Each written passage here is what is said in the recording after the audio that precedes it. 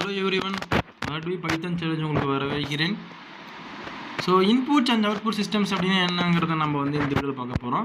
Input output ஒன்றும் கிடையாது. User எதை வந்து நம்ம டேட்டா இன்புட் அவுட்டும் தட் இஸ் இன்புட்ஸ். அவுட்புட் அப்படிங்கிறது ஒன்லி பார்த்தீங்கன்னா நம்மளுக்கு வந்து அவுட்புட் ஸ்க்ரீனில் அவுட்புட் நம்மளுக்கு என்ன கொடுக்குறோமோ அது அவுட்புட் வரும். சரியா? ஸோ என்னென்ன இருக்குன்னு சொல்லி வாங்கலாம் பார்க்க போகலாம். இன்புட் ஃபங்க்ஷனில் இப்போ நேம் அப்படிங்கிற வேரியபிளில் ஈக்குவல் டு இன்ட் அப்படிங்கிற ஃபங்க்ஷனை என்ச்சர் யுவர் நேம் சொல்லி கொடுத்துட்றேன். பிரிண்டில் நேம் போனதுக்கப்புறம் அவுட்புட்டில் பார்த்தீங்கன்னா ஜஸ்ட் என்ச்சர் யுவர் நேம் மட்டும் நமக்கு எக்ஸிக்யூட் ஆகும். சரியா?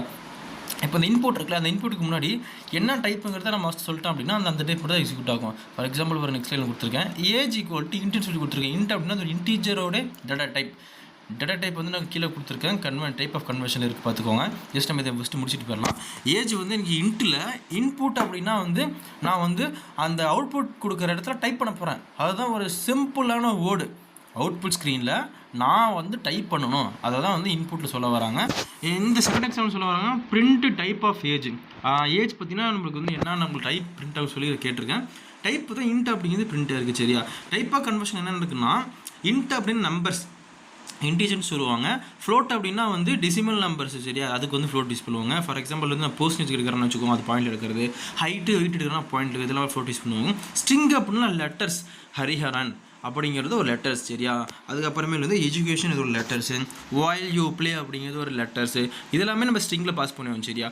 True or false. நம்ம எக்ஸாம்பிள் எனக்கு கிடைக்குமா கிடைக்காதாப்பா, நான் பாஸ் ஆஃப் இல்லை செம்மில், அதெல்லாமே நம்ம பூலியனில் டேட்டா டைப்பில் யூஸ் பண்ணுவாங்க. மேஜராக அந்த 4 டேட்டா டைப்ஸ் யூஸ் பண்ணுவாங்க.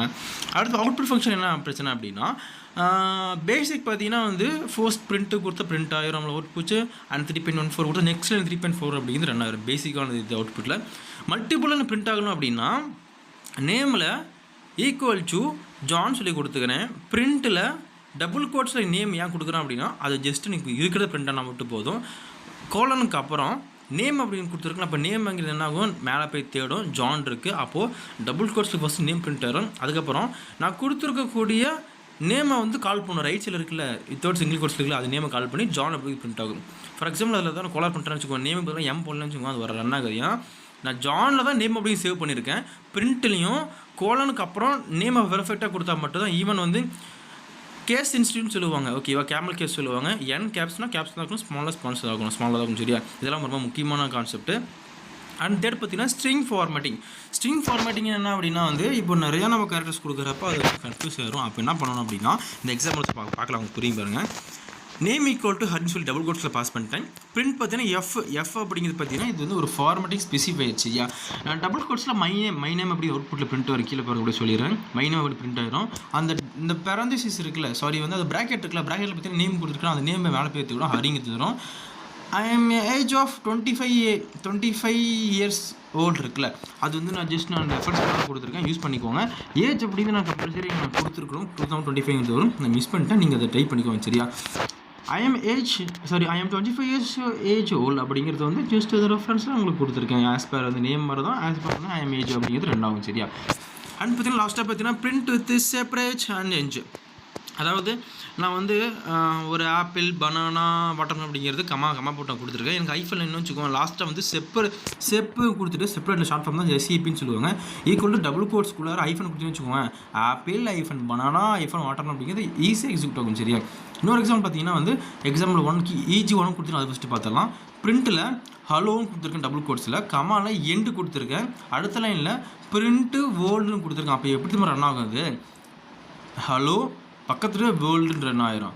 ஏன் அப்படின்னா நான் இந்த எண்டு அப்படிங்கிற இடத்துல ஜஸ்ட்டு பிளாங்காக தான் கொடுத்துருக்கேன். உள்ளார எண்டு ஈக்குவல் டபுள் கோட்ஸ் பிளாங்காக கொடுத்துருக்கனால அது கண்டிஷன் ரன் ஆயிரும்.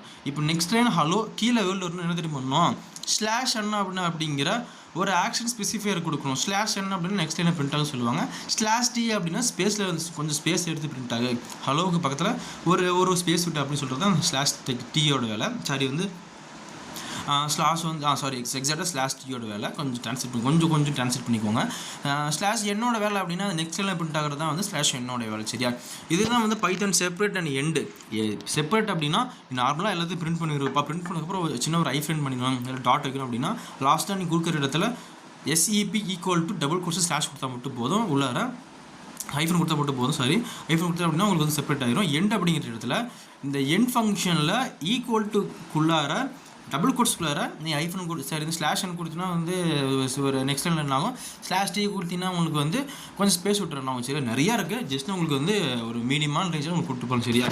ஓகே, பைத்தான் பொறுத்த வரைக்கும் நம்ம இன்புட் அவுட்புட் பார்த்துட்டோம். ஆல்ரெடி நம்ம பார்த்தீங்கன்னா வந்து வேரியபிள் செக்ஷனில் பார்த்து முடிச்சாச்சு. கம்பல்சரி இந்த 14 டாப்பிக்குமே நம்ம ஈஸியாக பார்த்து முடிச்சதுக்கப்புறம் ஒரு பவர்ஃபுல்லான ப்ராஜெக்ட் ஒன்று பண்ணிடலாம். சரியா? ஓகே, தேங்க்யூ ஃபார் வாட்சிங் this video. Please subscribe. Thank you for வாட்சிங்.